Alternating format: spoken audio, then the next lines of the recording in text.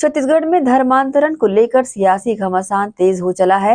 हाल ही में पूर्व केंद्रीय मंत्री अरविंद नेताम, प्रदेश के वन मंत्री केदार कश्यप और सांसद महेश कश्यप, प्रदेश कांग्रेस अध्यक्ष दीपक बैज पर ईसाई धर्म अपनाने का आरोप लगाया गया था। अब इस पर पलटवार करते हुए दीपक बैज ने कानूनी मोर्चा खोल दिया है। उन्होंने तीनों नेताओं को मानहानि का कानूनी नोटिस भेजा है। मीडिया से बातचीत करते हुए दीपक बैज ने कहा कि नोटिस भेजने से पहले मैंने उन्हें चुनौती दी थी कि वे अपने आरोप साबित करें। जब वे अपने ही आरोपों को सही ठहराने में असफल रहे, तब मुझे ये कदम उठाना पड़ा। उन्होंने कहा कि अरविंद नेताम, केदार कश्यप और महेश कश्यप को अपने भ्रामक और झूठे आरोपों के लिए सार्वजनिक रूप से माफी मांगनी चाहिए।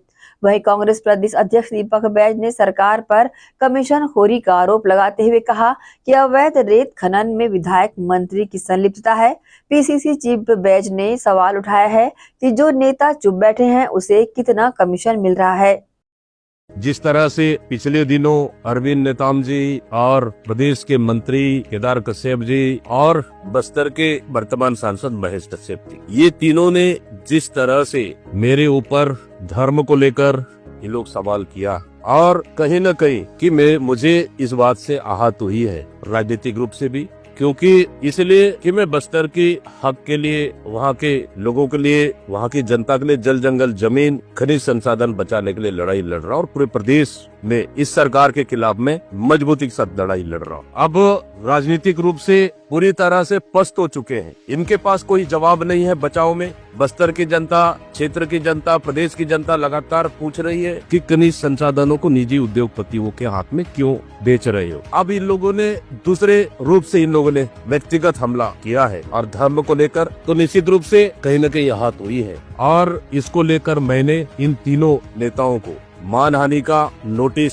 भेजा है। मैंने कहा था, चुनौती दी थी कि अगर हिम्मत है, सच्चाई है तो फिर इनको साबित करना चाहिए। मैंने चुनौती दी थी, लेकिन अब तक उस चुनौती को इन्होंने साबित नहीं कर पाए और न ही कर पाएंगे, क्योंकि असत्य, झूठ और फरेब की राजनीति करना इनकी फितरत सी बन गई है। लोगों में झूठ और भ्रम फैलाना इनकी आदत सी बन गई है। इसके खिलाफ में आज मैंने मानहानि का नोटिस भेजा है तीनों नेताओं के खिलाफ में, तो निश्चित रूप से और मानहानि नोटिस जाने के बाद जवाब का इंतजार करेंगे और निश्चित रूप से सार्वजनिक माफी मांगना चाहिए कि ताकि भविष्य में इस तरह से किसी भी राजनीतिक व्यक्ति का ऊपर किसी भी इस तरह की लांछन लगाने से पहले एक बार नहीं 10 बार उनको सोचना पड़े। जो सत्य नहीं है उसको राजनीतिक की दुर्भावना से, उनके ऊपर अनर्गल आरोप लगाने से सभी नेताओं को बचना चाहिए, ताकि किसी के व्यक्तिगत छवि को इस तरह से खराब न किया जा सके। इसलिए मैंने इनको आज तीनों नेताओं को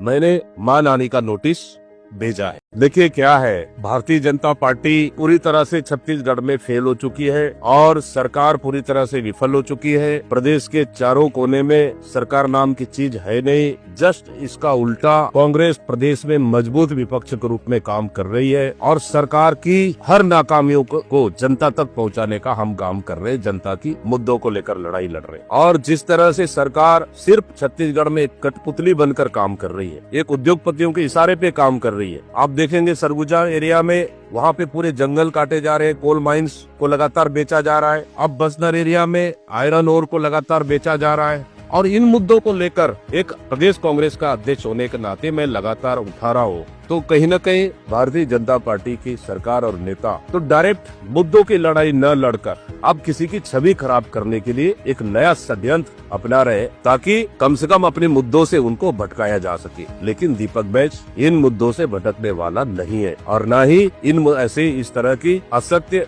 कथनों से वो डरने वाला। हम मजबूती के साथ सरकार खिलाफ लड़ रहे, आगे भी मजबूती के साथ लड़ेंगे। इसलिए कहीं न कहीं सरकार पूरी तरह से डरी हुई है और इसलिए इस तरह के प्रपंच और षड्यंत्र भारतीय जनता पार्टी और उनके नेता अपना रहे कि अब तक पूरे प्रदेश में जब हमारी सरकार थी तो पूरे रेत खदानों की टेंडर कर दिया, ठेकेदारों के हवाले कर दिया और कहीं न कहीं उससे रॉयल्टी का पैसा सरकार को सीधा सीधा राजस्व के रूप में मिलता था। आज 2 साल पूरे होने जा रहे हैं। आखिर इस सरकार से हम पूछना चाहते हैं कि रेत की रॉयल्टी से कितना राजस्व प्राप्त हुआ है, नहीं हुआ है। कहीं न कहीं मैं समझता हूँ कि अवैध रेत उत्खनन से, रेत चोरी से सरकार का करोड़ों अरबों रुपए नुकसान हुआ, इसका जिम्मेदार भारतीय जनता पार्टी की सरकार है।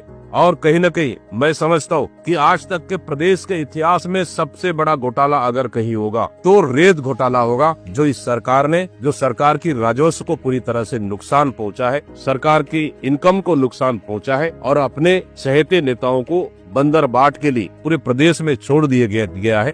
कहीं न कहीं उसका नुकसान सीधा सीधा सरकार को। देखिए, पूरे प्रदेश में अब मेरे ख्याल से ऊर्जा विभाग मुख्यमंत्री जी के पास है। अब मुख्यमंत्री विष्णुदेव साय जी का अब खुद का लाइट गोल है। अब उनका लाइट कब बुझ रहा है, जल रहा है, वो खुद असमंजस में है। तो प्रदेश का बिजली को संभाल पाना मुझे लगता है उनकी बस की बात नहीं है। और कल तो मैं धन्यवाद दूंगा बिलासपुर के पत्रकारों को कि वहाँ पे केंद्रीय मंत्री बैठे हुए तोकन साहू जी, राज्य के उप मुख्यमंत्री और तमाम भारतीय जनता पार्टी के नेता बैठे और उपलब्धि गिना रहे हैं। और उसी समय 2 बार बिजली बंद होना, और पत्रकारों ने कहा भी कि बिजली बंद भी साए साए हो रही है, ये भी आपकी उपलब्धि है क्या? तो उनका चेहरा देखते बनता था। मतलब केंद्र के मंत्री और राज्य के उप मुख्यमंत्री बैठे, उसके बाद बिजली बंद हो रहा है। मतलब सोच लीजिए कि बिजली व्यवस्था पूरे प्रदेश में पूरी तरह से बदहाल हो चुकी है, भगवान भरोसे चल रही है। जिस तरह से अंधेर नगरी चौपट राजा, वही तरह से हमारा बिजली विभाग भी पूरी तरह से चौपट राजा की कहानी पे ही चल रही।